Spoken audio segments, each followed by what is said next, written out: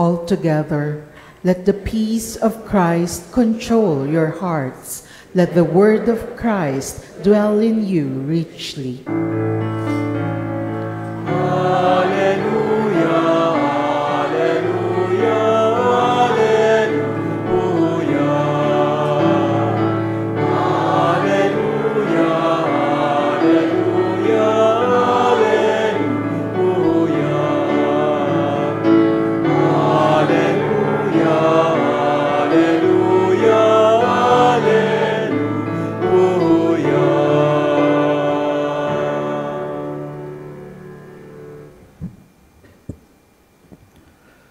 The Lord be with you. And with your spirit. A reading from the Holy Gospel according to Luke. Glory to you, O Lord.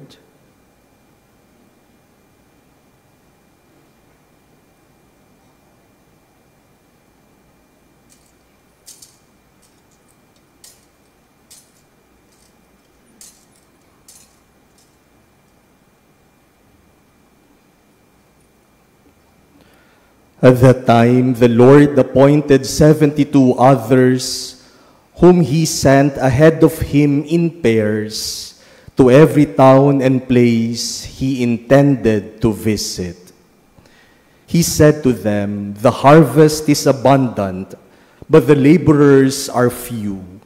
So ask the master of the harvest to send out laborers for his harvest. Go on your way. Behold, I am sending you like lambs among wolves. Carry no money bag, no sack, no sandals, and greet no one along the way. Into whatever house you enter, first say, 'Peace to this household.' If a peaceful person lives there, your peace will rest on him. But if not, it will return to you. Stay in the same house and eat and drink what is offered to you, for the laborer deserves his payment. Do not move about from one house to another. Whatever town you enter and they welcome you, eat what is set before you. Cure the sick in it and say to them, 'The kingdom of God is at hand for you.' Whatever town you enter and they do not receive you, go out into the streets and say, 'The dust of your town that clings to our feet, even that we shake off against you.' Yet know this, the kingdom of God is at hand. I tell you, it will be more tolerable for Sodom on that day than for that town." The 72 returned, rejoicing, and said, "Lord, even the demons are subject to us because of your name." Jesus said, "I have observed Satan fall like lightning from the sky. Behold, I have given you the power to tread upon serpents and scorpions, and upon the full force of the enemy, and nothing will harm you. Nevertheless, do not rejoice because the spirits are subject to you, but rejoice because your names are written in heaven."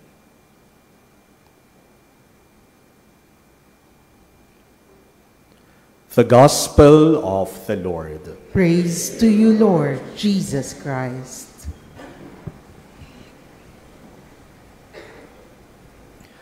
My dear brothers and sisters, the last lines of our Gospel this Sunday, or the first lines of our Gospel this Sunday, give us an insight to what it means to be a disciple of Jesus. Our gospel tells us at that time, the Lord appointed 72 others, whom he sent ahead of him in pairs to every town and place He intended to visit. Pumili si Jesus ng 72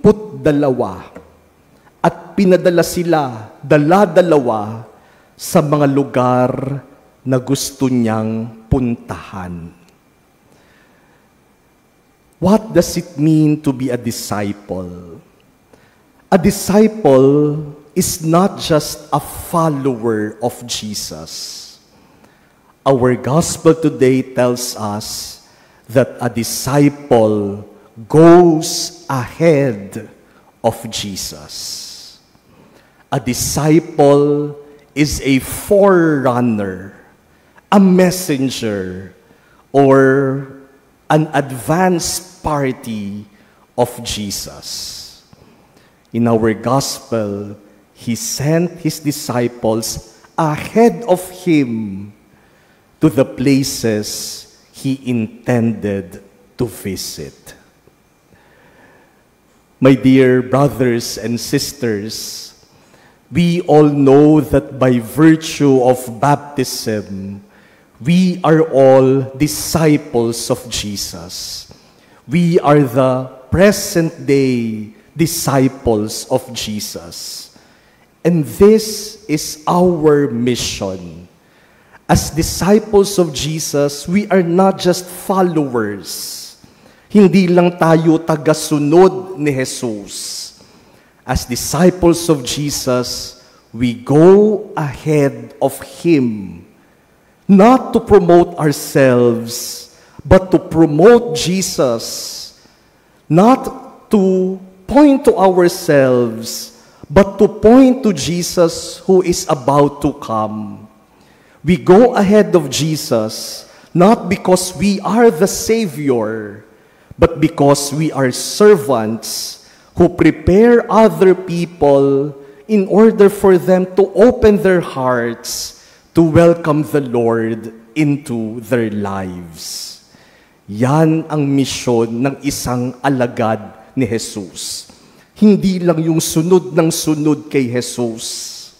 At si Jesus ang nangunguna. Ang alagad ni Jesus nangunguna din kay Jesus. Pero hindi para pangunahan si Jesus, kundi para ihanda ang iba. Ihanda ang ibang tao.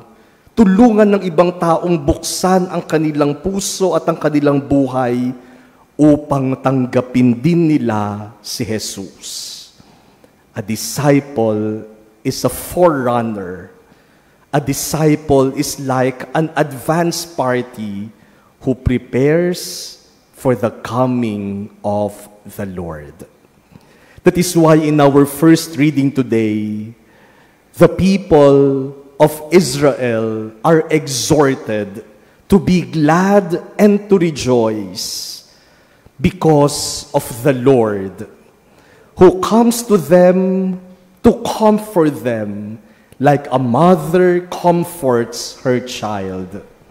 And in our second reading, St. Paul tells us about his missionary work. For this is precisely the mission of St. Paul. He went to different places, to different cities, in order to introduce to the people the words and the gospel of Jesus, so that the people may welcome Jesus into their lives. That is why St. Paul tells us in our second reading today, there is really nothing that we can boast of except the cross of Jesus. Parang sinasabi ni San Pablo, wala naman talaga akong ibang ipinapahayag, hindi ang sarili kong salita, kundi ang salita ni Jesus.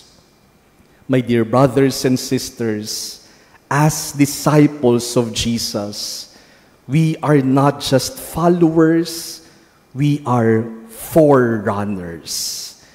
And our mission is to prepare others, prepare the world to welcome and receive Jesus, to follow and to believe in Jesus, to love and obey Jesus.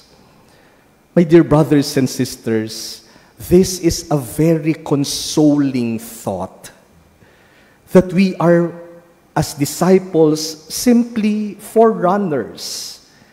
That is our simple task. Just prepare the way, prepare the soil, and Jesus will bring about the harvest. You know, sometimes we feel pressure to fix things. We feel pressure to change people. We feel pressure to convert the world. Minsan akala natin tayo yung tagapagligtas. Tayo yung magdadala ng solusyon sa lahat ng problema. Tayo yung makakapagpabago ng ibang tao. Tayo ang magliligtas at magpapabuti sa buong mundo. Kaya minsan akala natin tayo na ang Savior. Papasok ka sa isang organisasyon, papasok ka sa isang grupo, mamumuno ka sa isang kumpanya, at sasabihin mo, narito na ang solusyon sa lahat ng problema nyo. But that is pride, kayabangan. We are not the Savior. Jesus is. Our task as disciples is simply to prepare the soil. Jesus will bring about the harvest. Just prepare the ground, and Jesus will make the ground fruitful. Just prepare the way, and Jesus will give success to our endeavors. My dear brothers and sisters, as disciples, just prepare the way and allow Jesus to come so that He may bring about the fulfillment of what we are waiting for, of what other people are waiting for. And so today we look at ourselves and ask, how have I been a faithful disciple of Jesus? How have I prepared other people to welcome, to receive, to believe, and to love Jesus? How many people became closer to Jesus because of me? Ilan na kaya ang nakakilala sa akin at lumalim yung pananampalataya sa Diyos dahil sa akin? Dahil inihanda ko sila para makilala, sundin at mahalin si Jesus. At sino kayang mga tao ang ginamit ng Diyos para maging alagad para sa atin?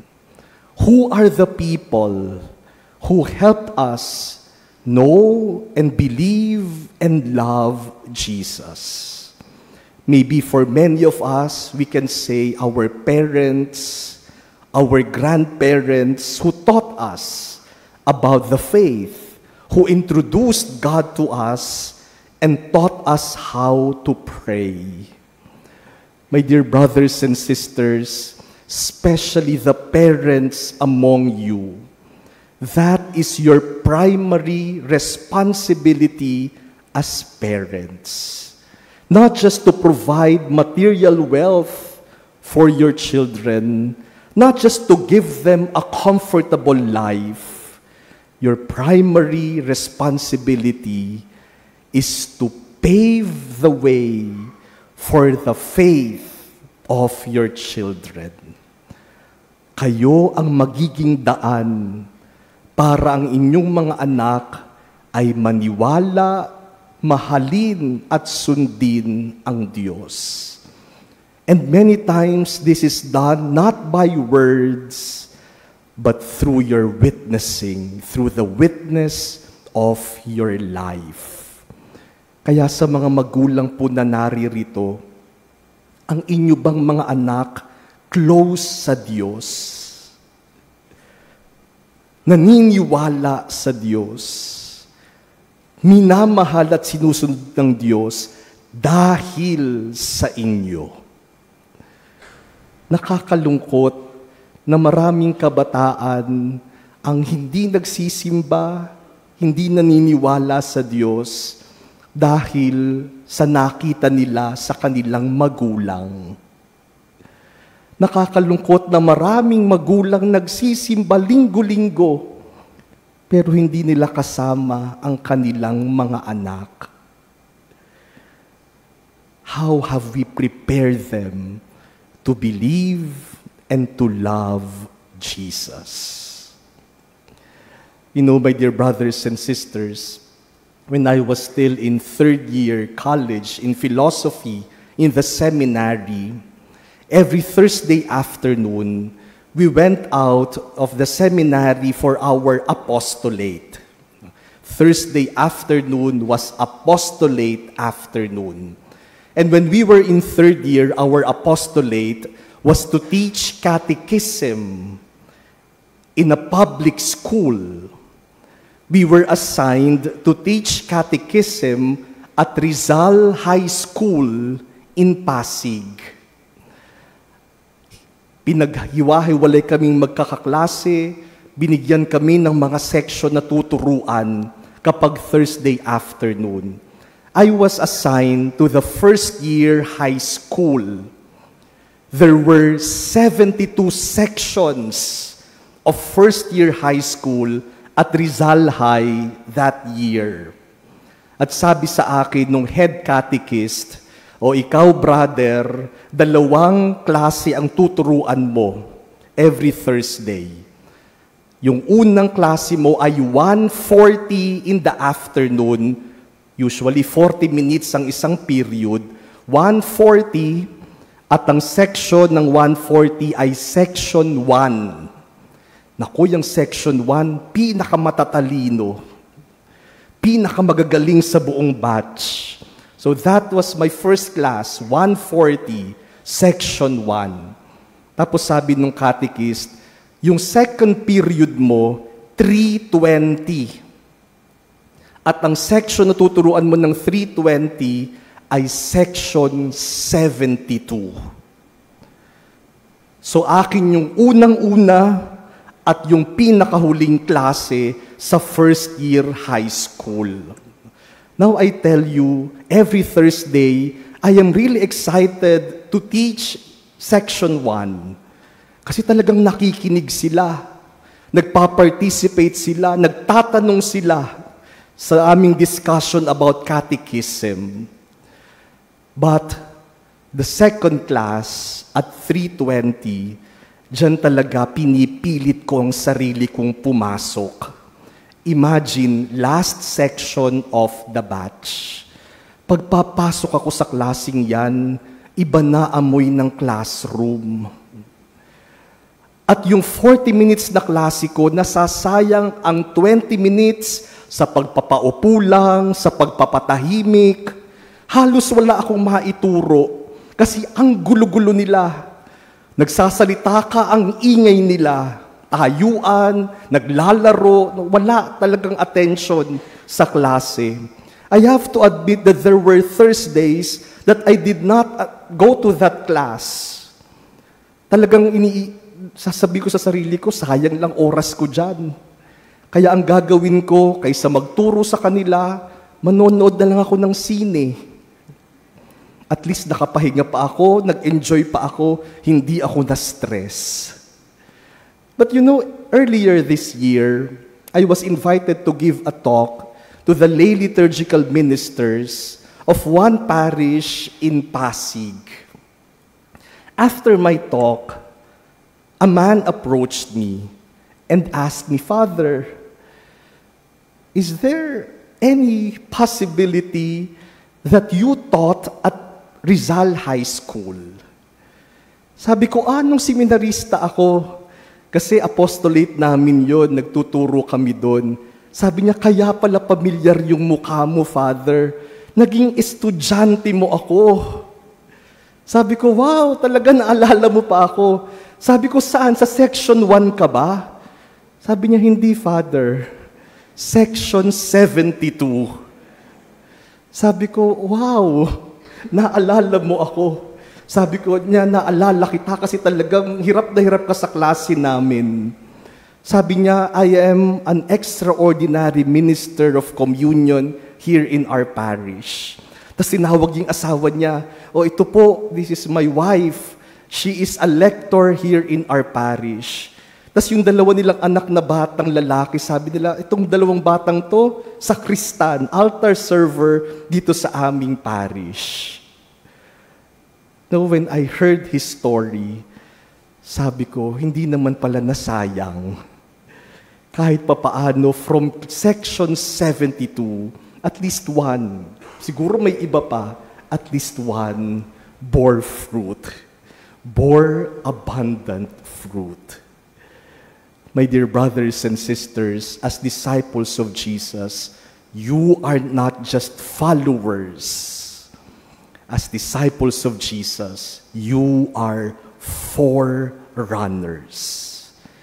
Your mission, our mission, is to prepare the way, to pave the way, to make people ready to welcome, to love, and follow Jesus.